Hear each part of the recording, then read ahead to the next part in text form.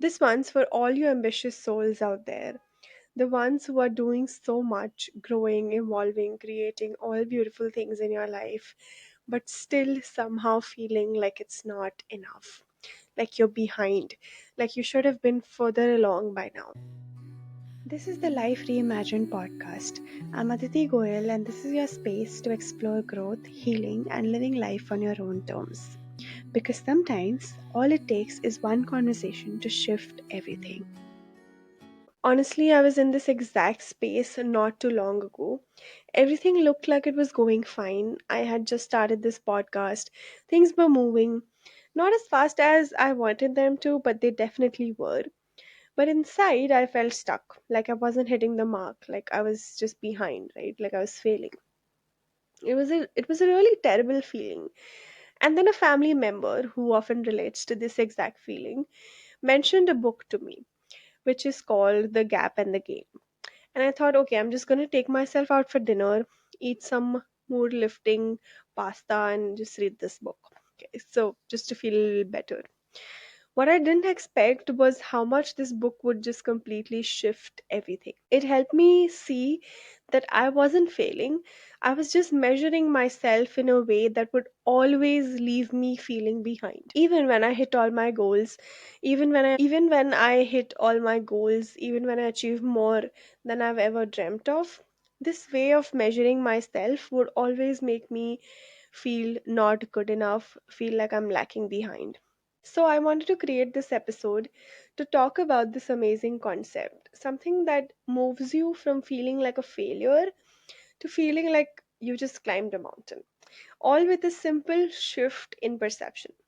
Because this benefits not just us over ambitious souls, but also just makes life magical and beautiful. And that's actually what we're running behind, right? So, the concept is called the gap and the gain. And to put it simply, being in the gap makes you feel terrible, and being in the gain makes you feel amazing. Now, let's understand what this actually means. Okay, so imagine this with me for a second. You've got a sheet of paper in front of you. At the very top, there's your ideal self, the version of you who has it all figured out, the goals are met, everything is achieved, and your life looks exactly how you want it to look. And then at the very bottom is where you started off. The old version of you, the one who was just beginning, figuring things out, maybe even struggling. Now, where do you usually measure yourself from? Most of us, without even realizing it, look up. So we measure the distance between where we are right now and where we want to be. And this is the gap. And living in the gap, it feels like you are always behind, like you're not there yet, like you're failing. But when you flip it and you start measuring backwards from where you are now to where you used to be, that is the gain. That is where you see your growth, your progress, and everything that you've moved through. And when you do that, you stop obsessing over how far you still have to go and look at how far you've actually come. And that feeling of not being good enough and being left behind, it starts shifting and starts becoming into a feeling where I'm feeling good about myself, I'm feeling proud about myself. And especially when it comes to career and success, living in the gap can feel like a trap you don't even realize you're in. You hit a goal, but your eyes are already on the next one. You achieve something huge, but it barely lands because all you can see is what's still missing. You get to 10K followers, but I need to get to 20K to feel good about myself. You get to 20K, and then I need to get to 30K to feel good about myself. And it's just a never ending process of chasing something that keeps on moving. Okay. So here's the thing that I've seen in so many ambitious souls and in myself too. That constant drive to do more, to achieve more, it's not always coming from inspiration. And this might be a little hard to hear. It was a little hard for me to digest as well. But a lot of times it is actually coming from this deep, quiet belief that says, I am not enough yet. I have to prove that I deserve to be here. I have to earn my worth. And that belief is actually exhausting. Yes, it gets you to places because it drives you and it motivates you to work harder and to achieve goals and to push and to push and to push. But it still leaves you feeling empty all the damn time. Because no matter what you achieve, it still doesn't feel like enough. It keeps you stuck in the gap, constantly chasing, constantly performing, constantly measuring yourself against some ideal that is moving with you. So it robs you of the joy of the present moment, of where you are at right now, of celebrating what actually is, and of saying that, wow, damn, I really have come far. And letting that land, letting yourself be in that space of feeling proud, of feeling joyful about yourself. And then comes the confusing part. You look around and think, I have the career, the house, the relationship. I've ticked all the boxes. So why don't I feel happy? Because maybe the answer isn't in chasing the next thing.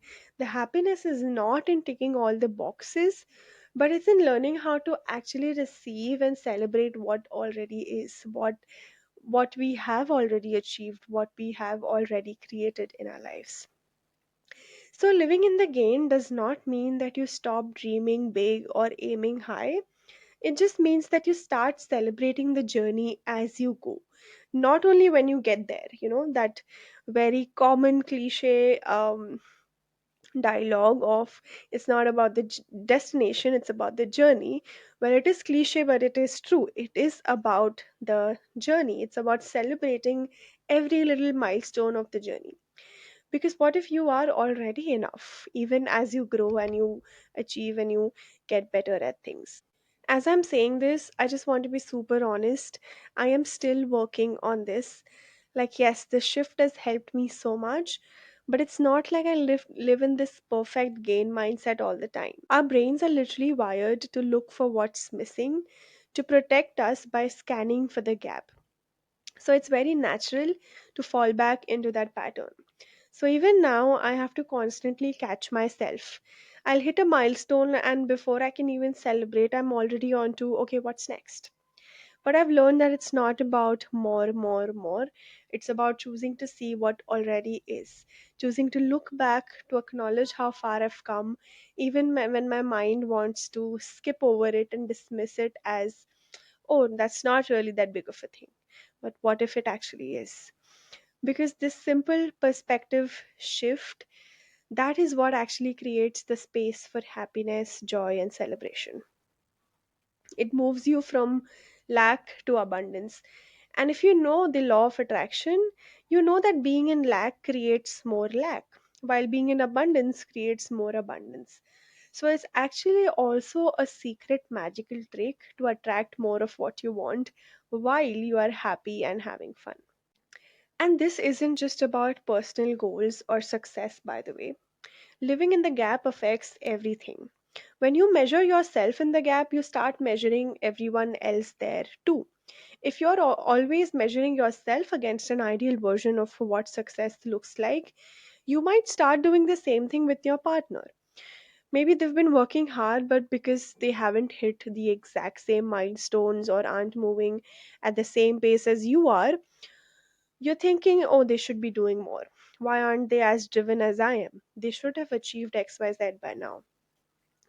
You might think even that, oh, they need to help more around the house. Or maybe with friends, you might feel like they should be more supportive or they should have reached out more.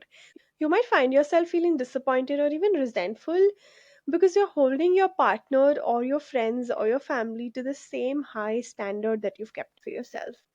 And you start to focus on what they haven't done yet instead of what they are actually doing, the way they are showing up, the way they are taking effort and taking action. So this state of judgment creates distance, it creates disconnection. But when you live in the gain, there is but when you live in the gain, there's a certain softness. You start seeing people for how far they've come too.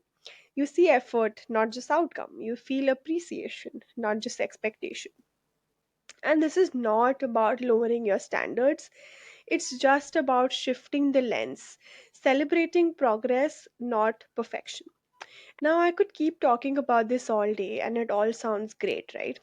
But the truth is that you can only experience this shift when you practice it. It's one of those things that's easier said than done, but once you try it, you'll see how powerful it is. So, we're going to make a gain list today. So, here's what I want you to do: grab a piece of paper and draw an upward arrow. At the bottom, you write down where you were 5 years ago. Think about where you were in life, in your mind, in your heart, the clarity you had, the issues you were facing, all of it. And then here comes the magic. At the top of the arrow, write down where you are right now, listing everything that you've done, everything that you've achieved, every bit of progress you've made. Here's the key: I don't want you to just focus on the big material achievements like money, career, or things that you've bought. I want you to dig deeper. Think about the person you've become, the new habits you've formed, the mindset shifts, the old patterns you've let go of, and the new connections that you've made, because all of that growth counts too. And once you've got your gain list, I want you to take a step back and reflect. And it might feel a little uncomfortable at first, but that's the point. We've been so conditioned to overlook our progress, to focus only on what we don't have yet or where we haven't arrived yet. But by looking at this list, you've just created a beautiful snapshot of everything that you've ever achieved. You can decorate it, make it beautiful, and put it up on your desk as a reminder to live in the gain. The key takeaway here is that if you start to consistently shift your focus towards the gain, even with small things, you feel a deeper sense of fulfillment no matter where you are on your journey. And the more you celebrate how far you've come, the more room you create for new growth. This will change your relationship with success, with failure, and with yourself. You stop measuring yourself against a distant ideal and instead you begin to recognize how much you're truly capable of. So, as you move through your week, catch yourself when you slip into the gap. Bring yourself back to the gain. Celebrate the small stuff and realize that it's actually not so small anymore. That's it for today.